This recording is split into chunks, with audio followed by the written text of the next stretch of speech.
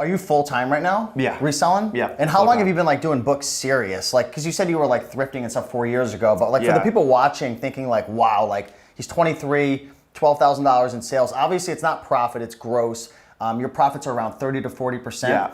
And your business is growing, but like for the people watching thinking like, wow, I want to replicate this. How long did it take to start having success with books to like getting to the point where you're making like at least $1,000 a month profit? Yeah, I get that question a lot, and I'd say just get the volume up is like the most important thing. But how long did it take you? It took me, Like from like getting serious with the books? well, numbers wise, like right when I got around 500 inventory. So I was coaching wrestling October 2017, and I was getting paid like slave wages. Yeah. I mean, I love it, but Yeah. like for the whole season, I got paid like $1,300. Jeez. And I before a couple books. Yeah, before wrestling, it's like 13 textbooks. Yeah. Like seriously. Yeah. And before wrestling practice, I would go to these thrift stores and libraries, and I would just load up my car, and then I was like, I'm making so much more money doing this. But I'd say it took me a couple months before the numbers really started coming in. But once I hit 300 in inventory, that's when I was like seeing consistent sales. And then it took me a while to get the repricing strategies down and all that. Takes but time. it's just feeding the beast, you know? Yeah, yeah. So it sounds like one of the big things that Romer did was he took action, right? And if, you know, there's a lot of people watching who are like, books doesn't work for me, clothing doesn't work for me, wholesale, private label doesn't work for me. And the simple fact is you've got to work it. You've got to figure out what works. With books, you can be very unsuccessful if you do the wrong things, if you price it wrong, if you're not going to the right, sourcing locations, if you're not shipping. Like one of the big things that Romer mentioned was the correlation between how much he had in inventory and his sales. So if you want, your sales to increase, you've got to go out and find more and ship more in. Yeah, that's why I was a little bit tentative about that answer, because I think I could have done it so much faster now. Because I was hitting up like 1 or 2 thrift stores a day instead of mapping it out. And now I map it out to You like batch it?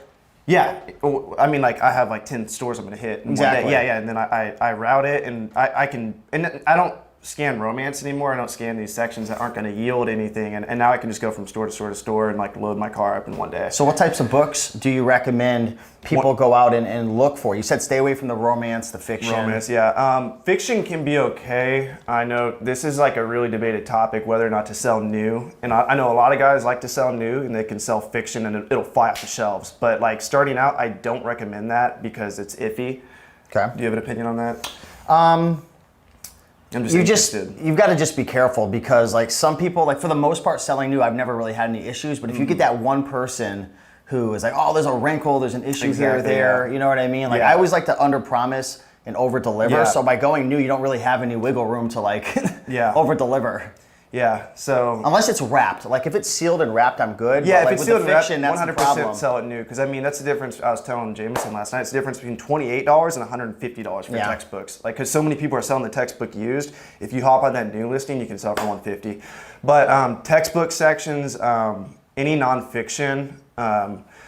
Today, there's a lot of competition out there, so the non-barcodes are huge. So I'll pull a lot of books, and after you get scanning for a while, you'll get used to what books are good. Pull them off the shelf and scan the front cover. You know, with the seller. A lot of people don't know that. They'll avoid them. What do you do if the book doesn't have a barcode? Okay, so what I do is I'll be scanning the section, and I'll pull everything without a barcode that my gut tells me might be good. Because it's weird, odd, obscure. Yeah, unique. and starting out, maybe pull everything.